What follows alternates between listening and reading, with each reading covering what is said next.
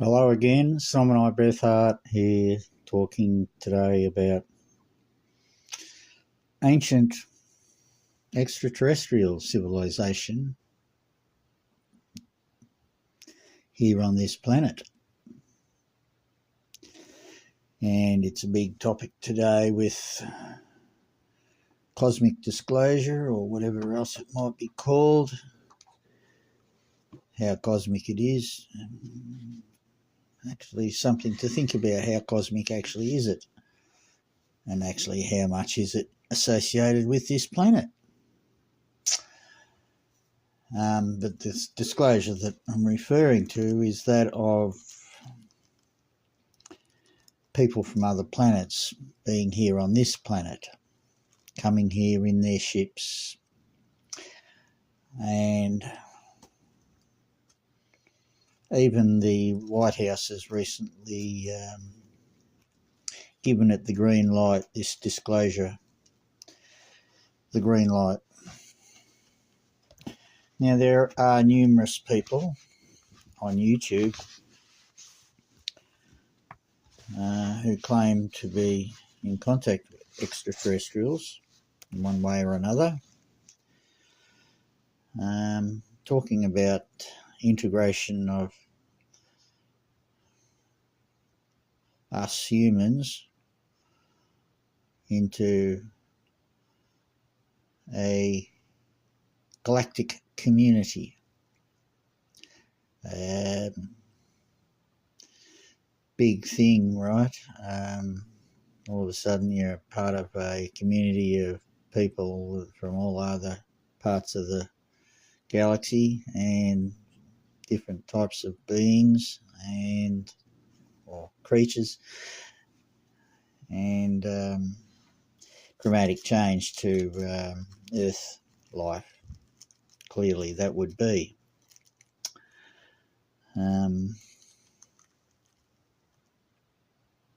So is that the case? Is that actually really happening? If it is about to happen, is it a good thing? What is this, let's call it the Galactic Federation, since that seems to be the phrase being used most of the time. We've got various different councils,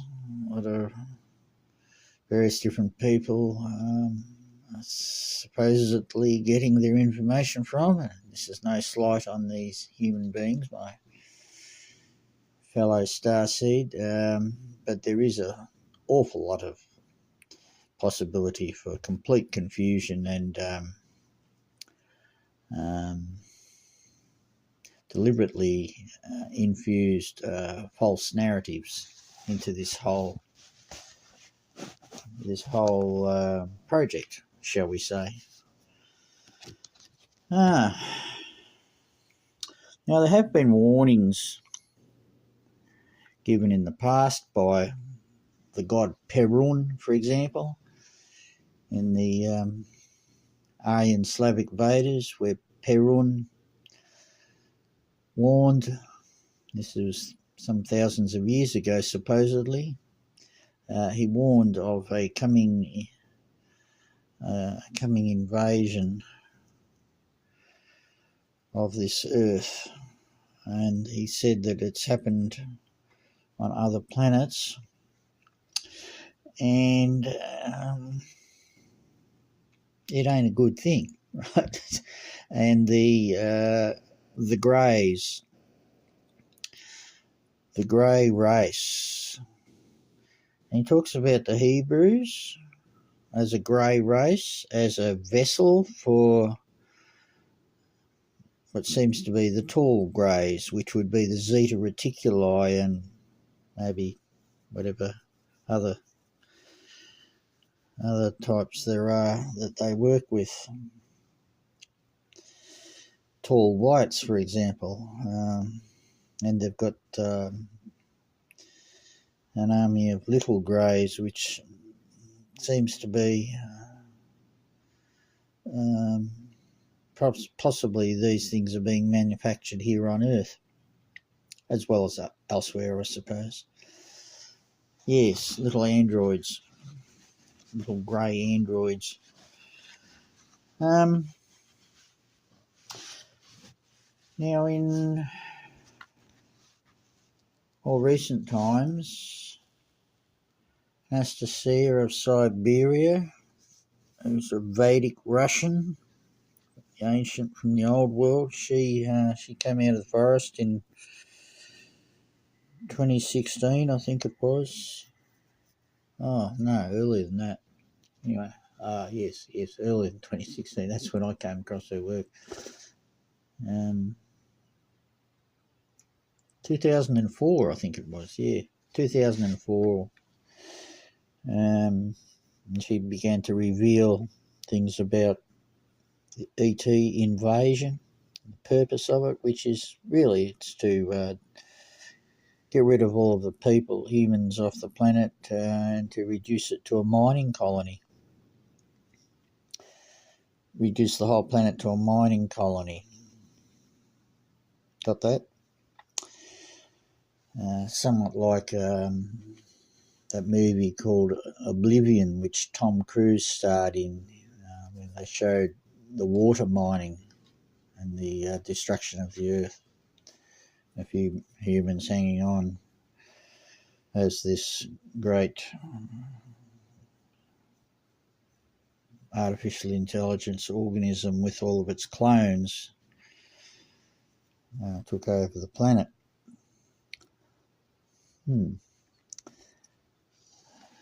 But today I'm going to be referring mainly to the work of Richard Sharpe Shaver.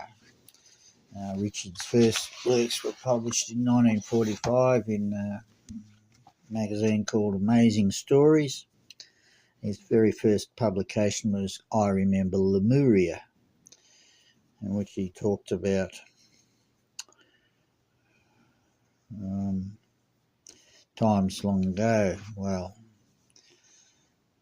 he talked about the Great War that happened around about 13,000 years ago, and this is also mentioned in the Aryan Slavic Vedas, same time.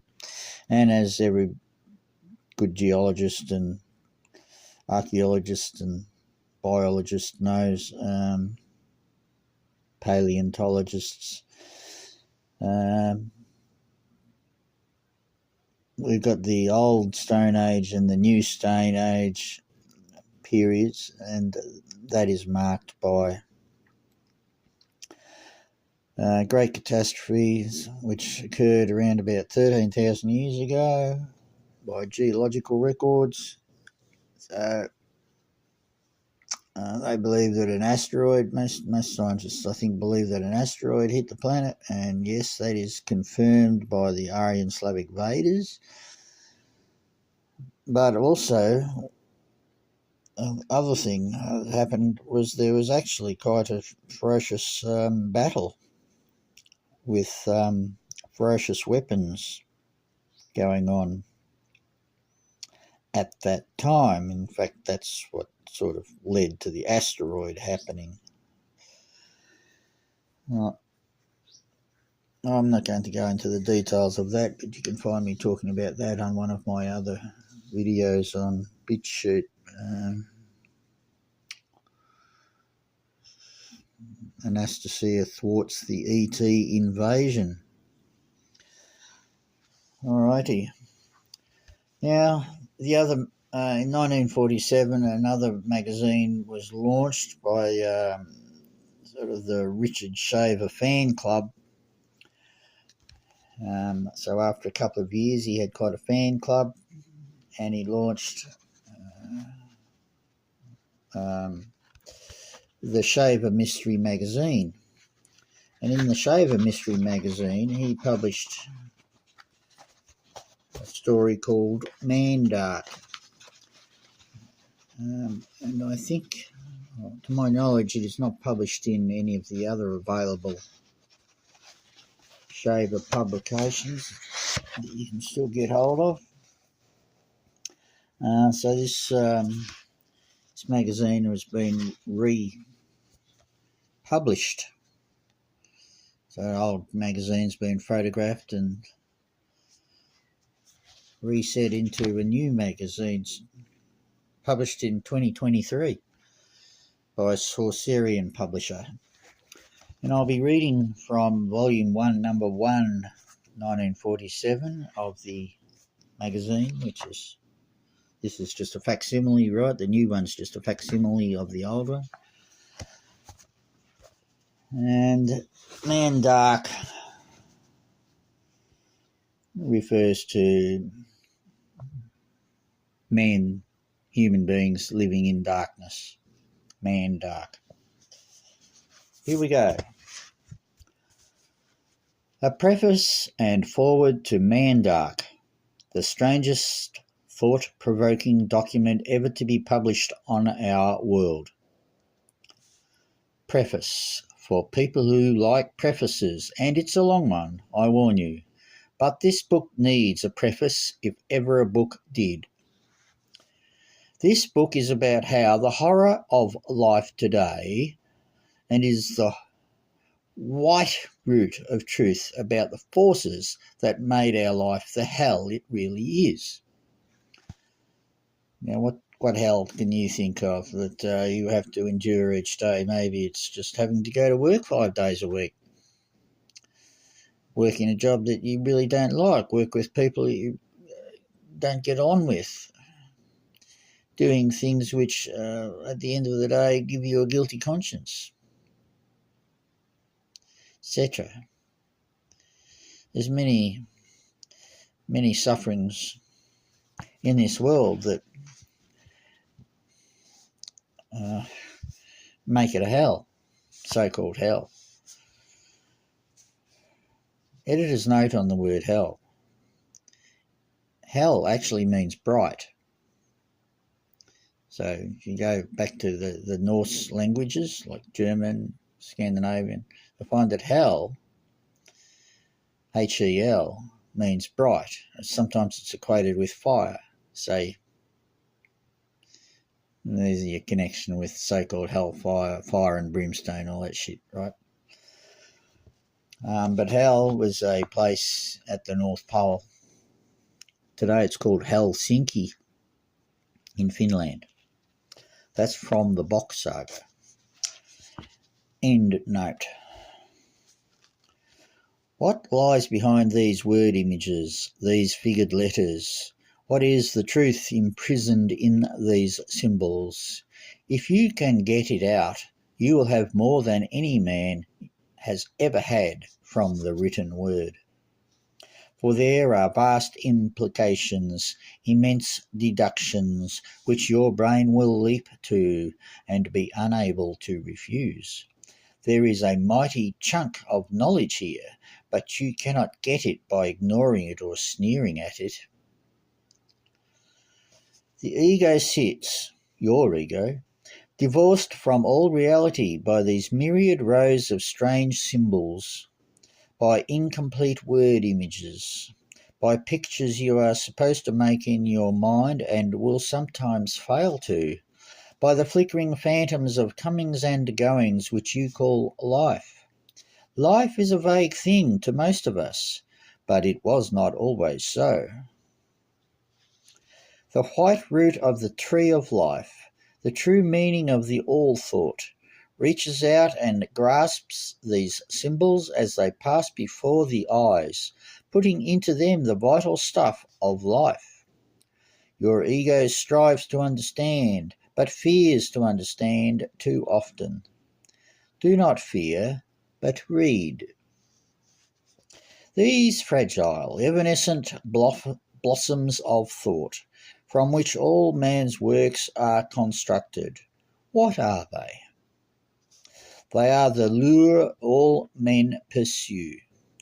I too pursue the Lorelei that wakes us in the night, and will not let us rest for reaching for her, that wraith for which our fingers curl in torment. The mother of these frail flowers, as strong as all the waterfalls of all the worlds, her it is I would know.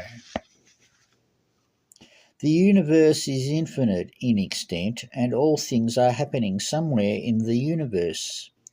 Those mysterious barriers which the mother of all thought winds around the deadly lure of the white lightning of her body, that is where this story is written. Do not be afraid to understand. Time and man are two flows of opposite direction. Man from the past into the future, and time from the future into the past. But these things are only motile concepts. But it seems that energy is more motile than thought, and moulds itself into all things too. Our reality resides in our now. Time is now to man. Our ego is one point of now light running over the assembled hosts standing in the darkness. It is a light with concentric rings of less and less brilliance. Into your eternal, too empty now, I wish to put the hosts of the mighty, unknown beings of the far past in a revealing detail which you have never encountered in accounts, and few they are of these beings before. To conquer one little new thought is a more important victory than to conquer the whole physical world without changing it for the better. I give you that opportunity. Infinity is itself a vast and ready proof of the truths of this story. If you grant the infinity of time and of space as a non-stop expanse, then in that great magnitude of separate sets of conditions and circumstances favourable to various forms of life, in the infinite number of places especially favourable to the full development of life in the infinitudes of space and time, there must have occurred at least once an especially favourable place. And there life developed into a god-like growth of beings infinitely greater than man in powers of intelligence, strength, beauty, and size. Thus, if we grant infinity, we must also grant the existence of beings so superior to man as to constitute a reasonable facsimile of our general concept of God.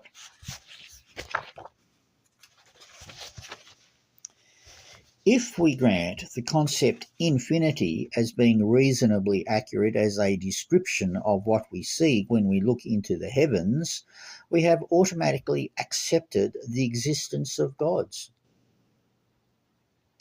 Life has perhaps been developing great numbers of such beings and races of such beings in her endless stretches into times and spaces where we know nothing of what exists. Some of these beings, in the infinite numbers of the opportunities for them to do so, must have become immortal by mastering the great enemy, death. Since this must have happened by the laws of probability if the universe is big enough, then these gods must have been very fecund, for a healthy immortal would certainly have children still living when he reached the age of a few thousand years. Therefore, from the word infinity springs the certainty that there are god-like beings populating a large part of that infinity. It seems an unavoidable conclusion when we look up at the stars and think about probability laws. It would even seem probable from the age of the earth that some of these beings must have touched earth at some time or other. For such beings must be so fecund, must fill so much of habitable space with their life, that they must have set foot on earth at some time for some purpose. We have the legends of the gods, And we have also other relics not so well known to tell us that this was so. We know, for instance, why they are not here now. We know that the enemy of such life as we have conceived as God life is those same stars that dot our night sky with their deadly light. Those stars are as deadly to life of all kinds as radium is deadly to all life. The immortals avoid all stars as we avoid the plague. For all stars, as well as our sun, are the cause of age, and the immortals prefer to live on. Editor's note here. Definitely worth a comment, this bit. Yes? So, the assertion is that the radiation, solar radiation, causes aging. Do you disagree with that? Well, probably you would think, oh no, that's ridiculous. However, here are some facts about solar radiation that most people are aware of. If you leave plastic or rubber or something out in something like that, which is normally flexible, and you leave it out in the sun for long enough, it perishes. It becomes brittle, starts to crack, starts to fall apart, just begins to disintegrate. So the solar radiation has a disintegrating effect on organic materials. It also has a disintegrating effect on living organic materials, as anybody knows who has looked at somebody who has spent a lifetime in the sun, especially if they have fair skin from sunburn. The effect of that on the skin definitely causes aging of the skin, no? Now, the other thing that I want to inject at this point in time is the very concept of physical immortality. Is it a valid concept, or is it a vain concept?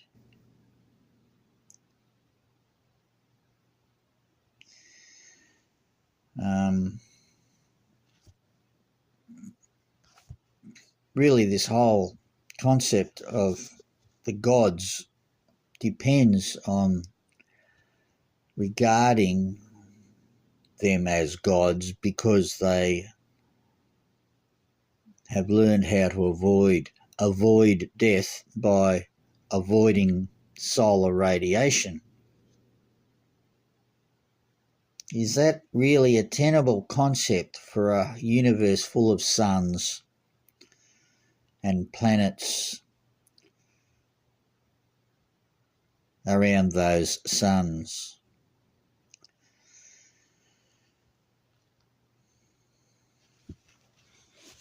End note. Back to the preface.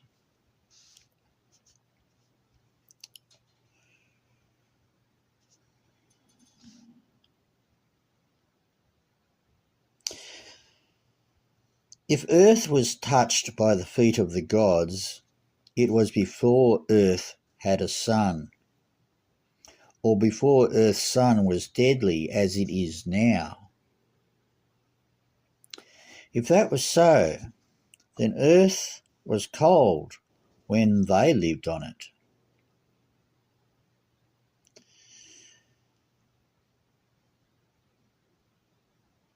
That is, if it, before a sun, if they lived here before there was a sun, or before this Earth was circling around our sun, as it is now. And the story does indeed go that direction, with the Earth being from somewhere not of this solar system at all.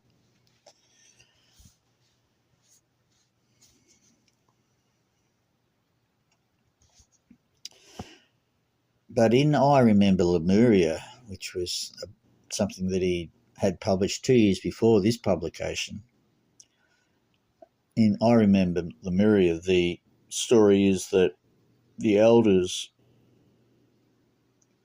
came here first when our sun was young, and the solar radiation did not cause aging, it only caused growth. So there was no dangerous solar radiation, there was only beneficial solar radiation. That's the story in I Remember Lemuria. But that they had to leave because our sun is becoming radioactive, and that they left.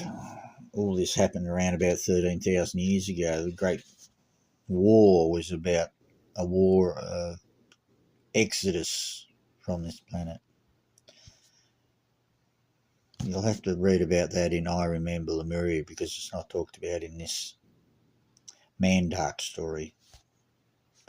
This Mandark story is a different story, like an alternative story. But it is not a story that is quite as dependable as the I Remember Lemuria story, because this Mandark story came from the deranged Deros that actually live underground here on this earth.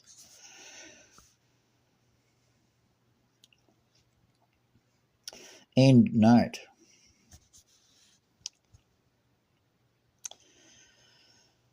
If earth was touched by the feet of the gods, it was before earth had a sun, or before earth's sun was deadly as it is now. If that was so, then earth was cold when they lived on it. Hence they must have lived deep inside earth to avoid the cold and to take advantage of earth's interior heat, or to keep in the heat of their own fires by the insulation of the rock. If that was ever true, then in the deep rock of Mother Earth must lie the traces of the gods' life here. Well, I have been here, deep within the earth, and the traces are infinitely more than traces. There are, underneath our rocky surfaced earth, cities in a great network from 1 to 6 miles deep, and some much deeper. They are full of machinery of a kind too complex for men to understand, and no man as we know him ever built. Editor's note: 1 to 6 miles deep.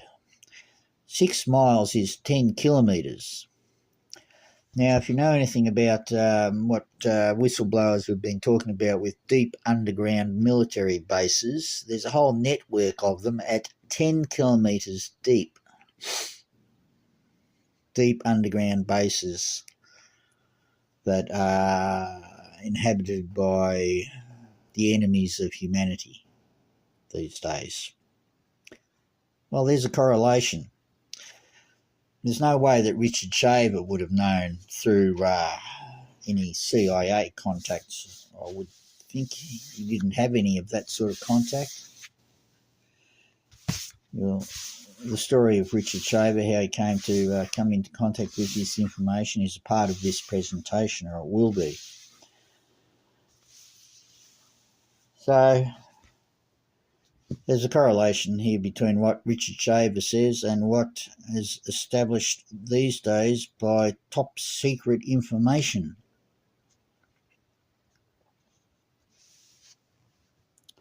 All right. They are full of machinery of a kind too complex for men to understand, and no man as we know him ever built. People have lived and evolved in those abandoned god homes since the earliest days of man on earth. And they have kept their secret. Not so much because they particularly wanted to keep it, perhaps, but because it has been impossible to tell incredulous man anything about it, for he would not believe them when he was told. Few will fully believe this statement, but it is true. The people who live there have evolved differently than man on the surface. They are different, more different inside than out, mentally than physically. They know all about us, we know nothing of them. They have weapons superior to anything we can devise, built by the gods themselves, and abandoned in those ancient homes when the gods left the sun death of earth for the clean, dark spaces where no sun causes age. This book tells something of the history of these hidden people, and of the history of the time when the gods were on earth, read from records deep in caverns. This book is written by two people, though in truth a great many minds had something to do with it. The most important is one small person called Nydia of the hidden people. Nydia does not write complicated English, not because she cannot think that way, but because she was raised differently from we of the surface. Moreover, she is blind, but she can talk, and she knows a great deal more about the hidden people than anyone else among them I ever met. She ought to know she is one, and listened to and remembers all their oral history from the older people all her life. She doesn't know where she was born for sure, but it is somewhere under Massachusetts. She is an expert in a little-known science, the science of using apparatus built by minds of a vast superiority to the mind of man. Editor's note. Really, we're talking about vast superiority because the mind of man, us, basically our minds are pretty fucked up, dysfunctional. This is the big problem, dysfunctionality. And this is really one of the main themes of this whole story that we're getting into here, is dysfunctionality. So, just how great is the human mind? It's far greater than what is apparent. Let me say that much. End note. She can even make repairs on machinery that a modern technician would fear to touch for fear of breaking it irreparably. She inherits the legends and word-of-mouth history of a people who have, unknown to modern man, been a hidden part of his life since the most ancient times. But I will write her idea of the beginning of this book, and you can see for yourself whether an ordinary schoolbook education is necessary to an intelligent mind. Nydia was educated in a way that no modern man is educated whom you know, by reading telepathically the minds of many people since her early childhood. And here are Nydia's words.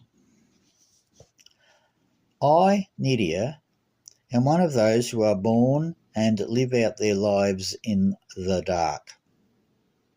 Wretched is he whom the memories of childhood include always the miserable hiding of the self, always the silence to those whom we would want most to talk, always the mysteries of education which are denied us, always the happy faces of the surface people of the outer world above going about their lives unmindful of us of the dark. I am like you, others of the dark. I direct my words to you too, in the hope that you will at last wake up from the sleep of ages of unnatural secrecy which has thwarted all our ancient aspirations for a world such as the gods left us. I have been a miserable child, yet a busy one. I know not where I was born, for like so many of the underworld, we moved about so much a child could not know its birthplace. The hot, dry air of the caves was my air too, and the high arched ceilings of the gods' lost homes were my home too.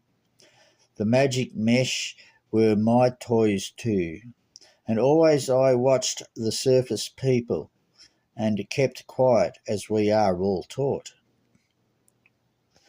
I was one of those who sometimes help the surface people and kept quiet. I was one of those who made mock and sport of them when I was a child, but I outgrew that, as many of us have outgrown the foolish sport of mocking people better than ourselves. Always, I too feared the evil ones, the ignorant, degenerate, and cannibalistic ray people who catch and kill us when they can. But they did not catch many of us, for we had some old ray women from the deep schools with us, and we were not easy to catch. But it is no wonder they sometimes catch and eat us, for there is so much help at hand which our antique custom of secrecy and hiding keeps us from using, that our frequent fate at the hands of the stupid of the caverns is largely our own fault. Why should we be few when we can be many? But the customs were observed by me as by you, for in those days I did not think, but only obeyed. I played by myself, watching the surface of the far caves where the lovers sometimes wander and occasionally fail to return, as you know well. But love will be alone, even in the dark of the ancient caverns. And down here the food supply is none too abundant. We, who trade with the holders or the watchers, the old families of superior wealth, who have always held the openings, we look delicious, plump, and irresistible to their empty stomachs fed on insects and cave snakes and fungi. They wait for one of us to show himself that they may feast.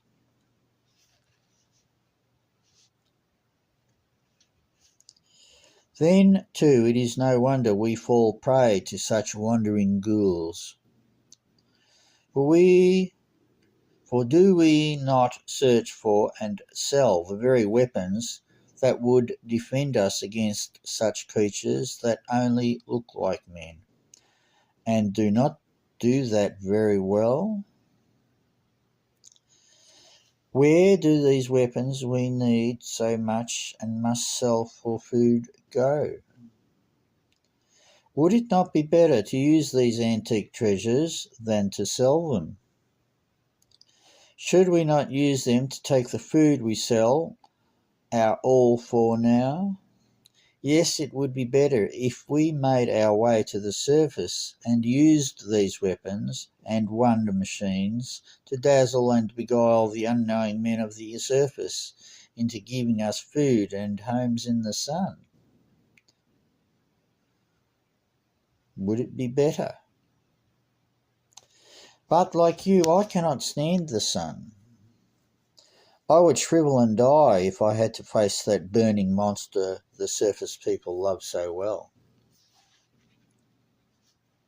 Yet something of the kind could be done, should be done, rather than sell the wonder treasure of our ancient homes to the men who come from space in the same kind of antique ships that lie unused in our own caverns, because we have forgotten the ways of space flight. if our people ever knew those ways. So, editor's note.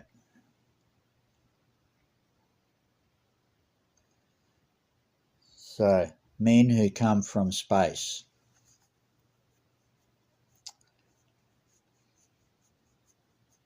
So, yeah, there's a space trade. Space trading from the underworld, from the caverns, to members of the Galactic Federation, perhaps. What? Okay. End note. I will tell you why we do not do the things we should for our own safety.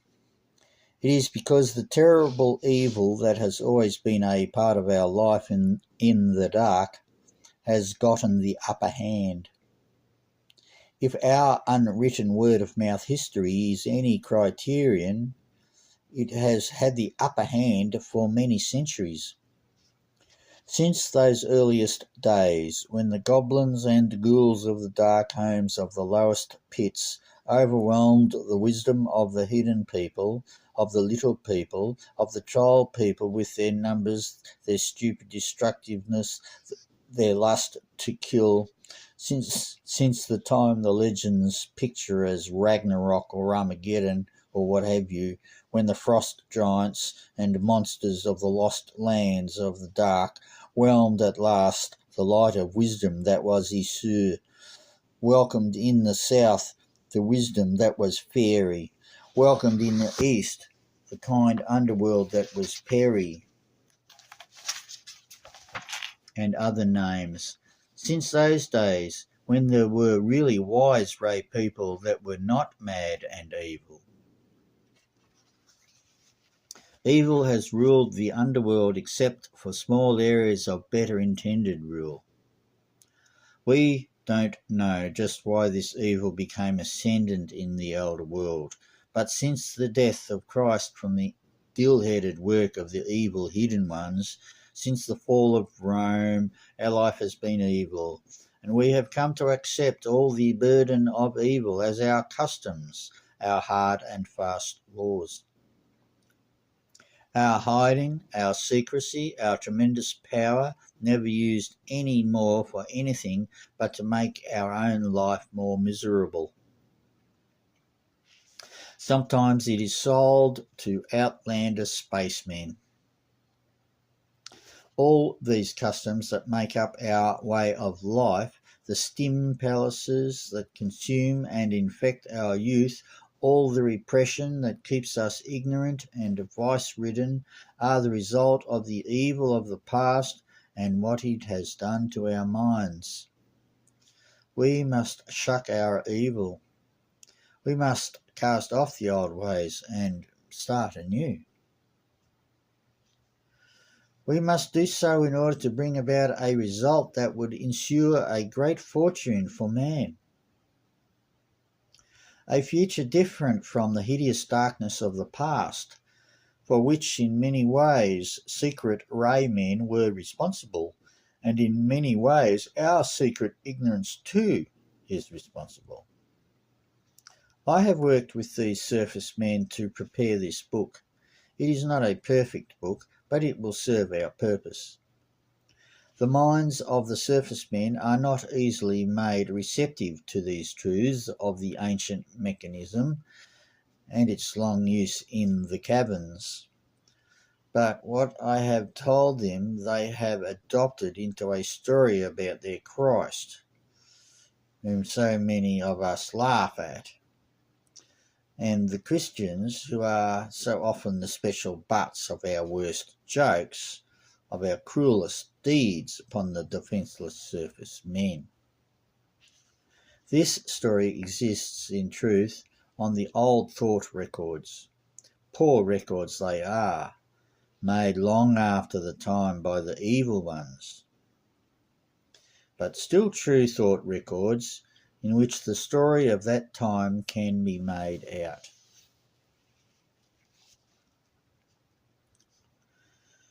The ones I help now have also written of the people who built the caves and the machines I have shown them. Yes, some of them were down here, but I could not let them stay for long. For you know what our customs are.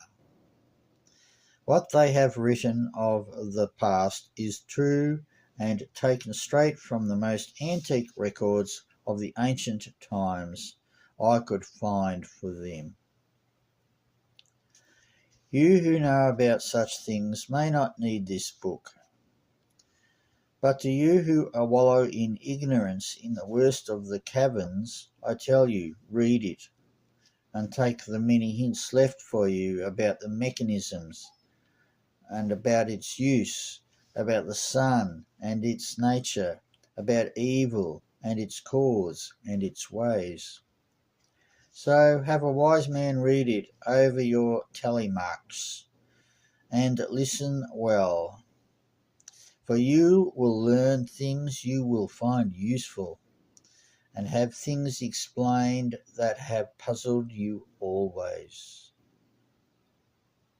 If in the book there are a few accounts of the past, the very far past, as the wiser of we hidden people know of it, and a forecast of what our future may be if we circumvent this evil, you of the underworld will at last understand why evil exists and why it is,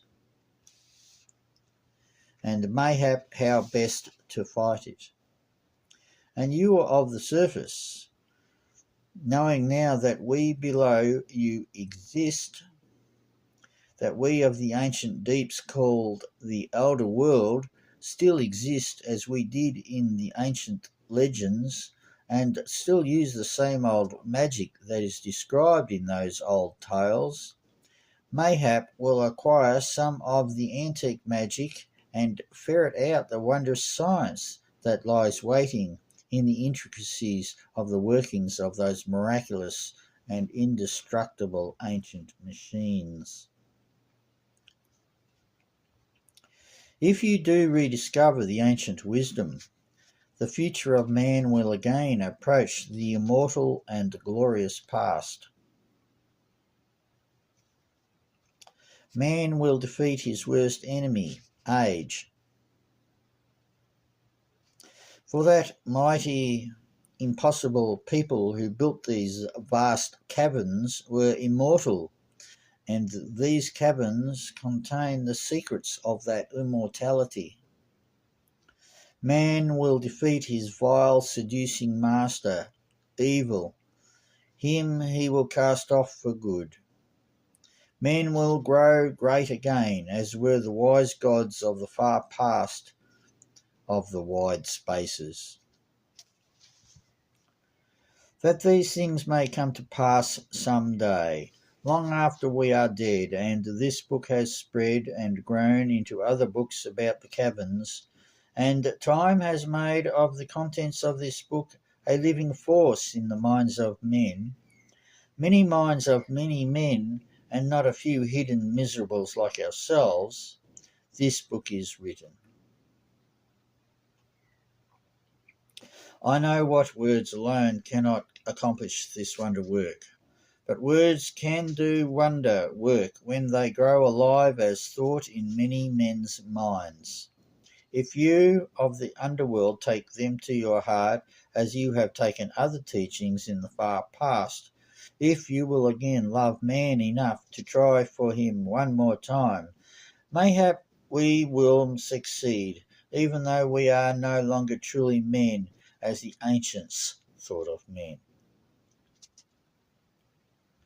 To a time such as the fabled Golden Age, to the time that will exist again, when men can live in love and wisdom and real happiness, such as we of the caves know can be, but surface men do not comprehend.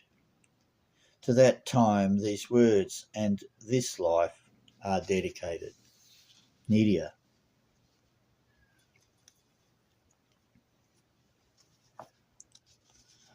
Back to Richard Shaver. Preface. The other person who worked on this book is known as Richard S. Shaver. He knew Nydia, a child of what is called a witch, a child of the nomadic life of the hidden caverns, and for many years they planned such a book together. At last it became a reality. Shaver visited the caves by the help of Nydia, and while there read some of the infinitely important ancient records of the elder race who built the endless cavern cities that still lie deep in the underrock of our planet. The rest of this tale of man's past he pieced together with Nydia's help, and it is perhaps the truest account of the origin of man in existence. It is not a fantastic confection, though many will think so. It is in truth a history put up as a series of dreams in order to convey that there is more value in such visions recorded by prophets and others in the Bible and similar books than one is apt to believe. There is no guessing in our way of thinking of past time when these caverns came into existence, or how many centuries passed before man, as we know him, rediscovered them, only to keep that discovery a monopoly of a few. The result of this book, if you understand, is to upset your whole concept of the past of man, as well as the scientists' guesses at the origin of animal life upon Earth, and much of the plant life too. It shows that Earth is not so old under the sun as the scientists contend, and that the old legends and fairy tales, so long discredited as mere childish entertainment by historians and similar writers, have more truth in them than most of the serious writings of the same writers. In fact, they are more accurate in a broad way than the technical gentleman's guesses at the unknown past. If you can throw aside for a time everything you have been taught of the past and read this book with an open, unangered mind, you will never get the old erroneous ideas back. Not many will be able to do this, perhaps, but they will get a great story anyway. The book is really an account of a terrific experience with the unknown. The men of the underworld who loved Nydia opened their hearts to get Shaver out of a predicament that was proving fatal. Nydia rescued Shaver, and to hide him, let him into the long forbidden life of the caves. The result is this book, and you can believe it or not, but you cannot disprove it. No matter how many masters of the written word this book contradicts, you cannot prove it wrong. For there are endless corroborations of the basic facts of this book to be found in old writings, and some of these you will find in a special section in the back of the book. Students will argue over these corroborations for centuries, but they will not be able to discredit a one of them. For the caves have always existed, and their magic has played a part in history since before the pharaohs rode out to conquer the Ethiopians, since before Merlin used such magic to aid King Arthur, since before Moses defeated the might of the Pharaoh and released the Hebrews from bondage. The Greeks knew the gods in Homer's time and worshipped them. We have forgotten why they thought there were gods, but they had a reason that still exists today, but the reason is not godlike today. When a man hears voices today, we put him in a madhouse. In the old days, they said he talked to the gods, or in some periods that he was possessed or bewitched. They were all right in part. A greater truth is here. I, Dick Shaver, have read some of those antique records, some of which are perfectly preserved in their sealed, airtight cases. I'm going to tell a story I read within these records for you so that you can see what an educated man of the caverns is. He is a man who has lived lives beyond anything you of the surface can conceive, whose education, though fragmentary, is often the thought of the gods, the elder race themselves. So they are different from you in many ways, though the educated people of the caves are few, and our education nothing that you can grasp as such. Some of them do not know multiplication tables, but can operate teleportation machines that will send matter over a beam through the rock for miles. It is incredible, but so are those machines built by an incredible race. So, is infinity incredible? Yet there it is above us every night. They had such machines, and they built imperishably. Levitators were the simpler machines they used for building work and other necessary lifting. The more complicated machinery is entirely incomprehensible in principle, but it is possible still to use some of them. Much of the apparatus was designed primarily for pleasure. Their children went through a much longer play period than our own, and the play machines are numerous and vast, and much of it is evidently for the great-bodied adults' recreation as well. Their pleasure palaces still exist today, and are what Coney Island would be if it were built by a race possessing millions of minds, each 1,000,000 times as able as our own.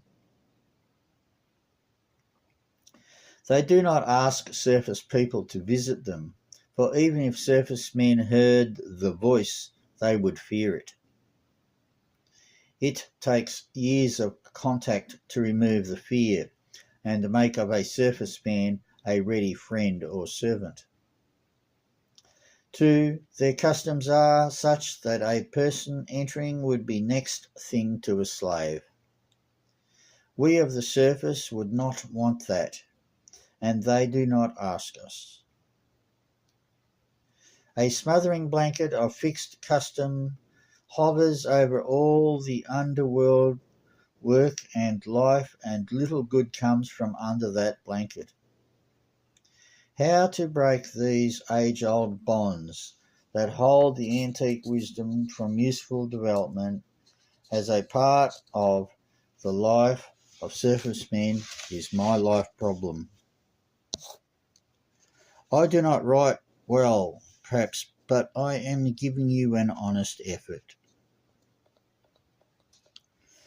toward the awful truth of the mightiest past and the vaster possibilities for the future than you will find in any other writer. Of the things I speak, make an effort to accept before you refuse me. I know the truth. Please see it. Thus ends the preface to Mandark.